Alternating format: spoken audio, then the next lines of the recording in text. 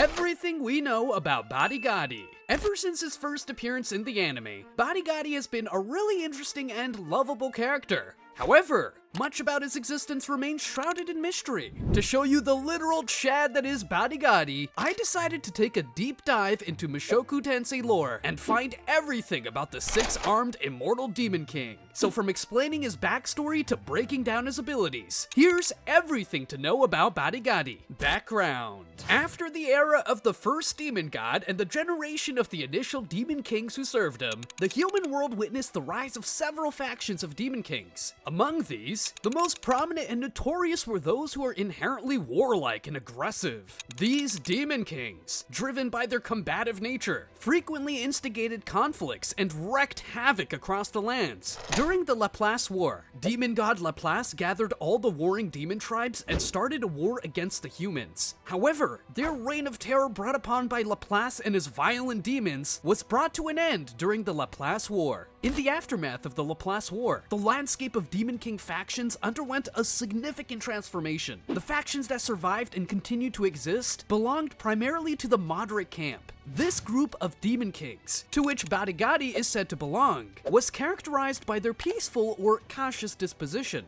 Unlike their aggressive predecessors, these Demon Kings avoided conflict. They preferred to remain in the demon continent, governing their own regions or cities without interfering in the affairs of the human world. This approach to governance and interaction with the outside world became the basic rule and norm following the end of the Laplace Wars. BADIGADI himself is a significant figure within this context. He is the younger brother of Atoferatofe Rybuk, a demon queen that grants strength, and the son of Necros Lacrosse, who was one of the 8 demon kings that served the first demon god during the era of the six-faced world. BADIGADI's longevity is remarkable, as he has lived since before the Laplace War, making him one of the oldest beings in the series.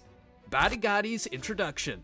BADIGADI is first introduced into the series when he travels all the way from the demon continent to challenge Rudeus to a duel. Although this might seem like a grave and serious matter, BADIGADI's motives are surprisingly lighthearted. He is driven by a slight jealousy because his fiancée, Kishirika, wouldn't stop praising Rudeus. Curious to see just how amazing Rudeus actually is, BADIGADI decides to visit the Renoa Magic University to face him in combat. Upon learning that Rudeus managed to scratch Orsted, BADIGADI adjusts the rules of their duel. He proposes that if Rudeus can land a significant hit, he will be declared the winner. However, if Rudeus fails, BADIGADI will get one shot at him. Fearing for his life, Rudeus puts everything he has into a single, powerful attack, which results in dismembering BADIGADI's arms and blowing off his torso. This display of power impresses BADIGADI immensely. Following this impressive duel, BADIGADI decides to enroll in the university and stays there for a while. His presence adds a unique dynamic to the story, and BADIGADI becomes an ally and friend to Rudeus, even attending his wedding. BADIGADI'S disappearance. After a long and tense face-off with Richard at Rudeus's home, BADIGADI disappears from the story, only to re-emerge as the final antagonist of the series. Rudeus speculates that this animosity between BADIGADI and Richard may stem from the Laplace War, during which the Superb invaded BADIGADI's territory. This suggests that Richard and BADIGADI had known each other from before the war, explaining the bad blood between them. However, this theory does not fully account for BADIGADI's absence, and his decision never to meet Rudeus again. Another theory proposes a different reason for BADIGADI's behavior. It suggests that BADIGADI remained around Rudeus to determine whether Rudeus was the reincarnation of Demon King Laplace, given that Rudeus possessed the Laplace factor. Upon observing Rudeus and Richard together, BADIGADI became convinced that Rudeus was not destined to become Demon King Laplace, allowing him to leave. For those unfamiliar with the Laplace factor, here's a simple explanation. After Demon King Laplace was slain by the 7 heroes during the Laplace War, it was believed that his soul would eventually reincarnate into individuals who possessed something known as the Laplace factor. This factor was indicated by characteristics such as green hair, a large mana pool, and other distinguishing traits. BADIGADI'S reality. Despite his comical appearance and lighthearted demeanor, the reality of Badigadi is far more complex and troubling. Beneath his friendly and whimsical persona lies a dark truth. Badigadi is an apostle of Hitogami, having committed numerous despicable acts under Hitogami's orders. One of the most significant and grim actions undertaken by Badigadi occurred during the first human-demon race war. During this troublesome period, Laplace was seeking ways to defeat Hitogami and was nearing his goal, which made Hitogami increasingly wary and desperate. In an effort to protect his fiancée, Kishirika, Badigadi was deceived by Hitogami into stealing the golden armor. This armor transformed Badigadi into the fighting god, who then engaged in a fierce battle against the second-generation dragon god, Laplace. The result of this battle was catastrophic. Laplace was split into two distinct entities, the demon god and the technique god. The split had profound consequences for both halves of Laplace. The demon god, also known as magic god Laplace, lost all of his dragon power but retained an immense reservoir of magical knowledge. However, his memories were distorted, leaving him with an insatiable urge to kill humans while forgetting the god aspect of man-god or Hitogami. This distorted purpose led him to rally the demon race with the sole objective of exterminating the human race. Furthermore, he was cursed similarly to Orsted, but he managed to transfer this curse to the superb race, spreading the damage further.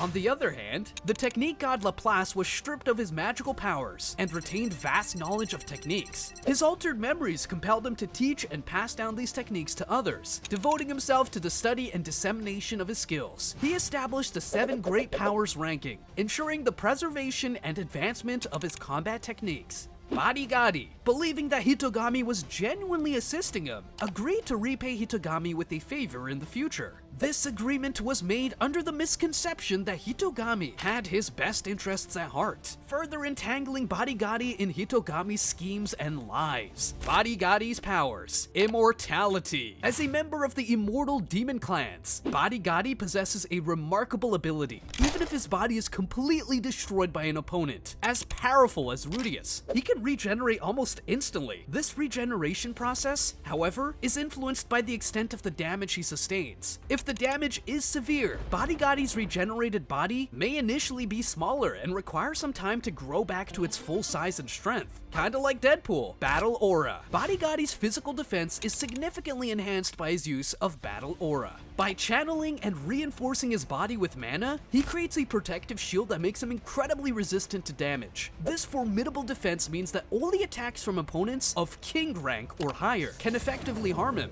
For example, Saint-ranked warrior Nina managed to inflict some damage on Badigadi using her longsword of light, but the effort resulted in her sword bending, demonstrating the immense durability provided by his battle aura. Demon Eye immunity. In addition to his regenerative abilities and formidable defenses, Badigadi is immune to the powers of Demon Eyes. This immunity is a result of an unknown drug he consumed, which he discovered in an ancient dragon ruin, thanks to the guidance of Hitogami. This mysterious drug protects him from the influence and effects of Demon Eyes, giving him a significant edge in battles where such abilities are employed. Badigadi, the Fighting God. Although a fighting god doesn't technically exist in the world of Mushoku Tensei, he's still considered the 3rd strongest amongst the 7 great powers. This is because no character in Mushoku Tensei is known as the fighting god exclusively. Instead, there's a powerful armor that developed its own persona, known as the Fighting God Armor. Whoever puts the armor on is considered to be the fighting god.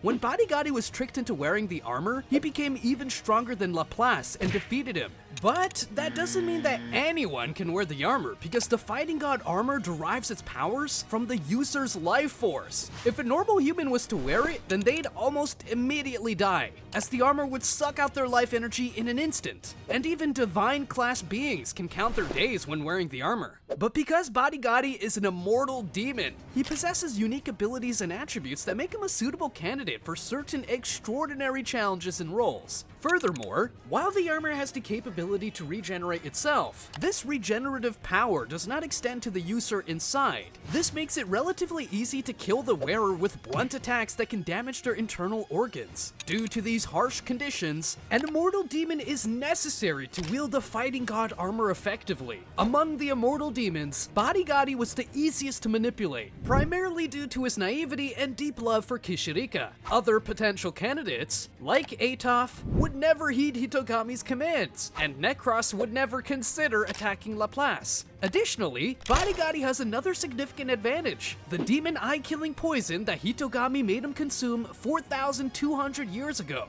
This poison grants Badigadi immunity against the otherwise formidable powers of demon eyes, giving him a unique edge in combat situations where such powers might be used against him. Badigadi also exhibits special abilities when using the fighting god armor, which may be a result of his race or some unique synergy only he can achieve. Unlike most users, who lose control to the armor and go on an indiscriminate rampage, Badigadi remains in control by not letting go of his ego. This phenomenon does not extend to others, even those as powerful as Orsted, who also succumb to the armor's influence. In addition to Badigadi, Alec and Laplace also do not lose control when wearing the fighting god armor. With Alec, it might be a matter of timing, suggesting that given enough time, he too might lose control, whereas Laplace was the one who created the armor in the first place, allowing him to know secrets about the armor no one else knows. Nevertheless, Badigadi can stay conscious and in control for multiple days, although he becomes super bloodthirsty. Despite this bloodthirstiness, he retains his ability to make conscious decisions. Furthermore, it is implied that Badigadi can willingly allow the armor to take over his body if he chooses. He mentions that he can always abandon his ego as a last resort, should he find himself unable to win by himself. This suggests that he might be able to knock himself out to let the armor take full control. Although this action seems inconsistent with his personality, it is possible that Badigadi was saving this drastic measure for a more critical fight, such as one against Orsted, to catch his opponent by surprise.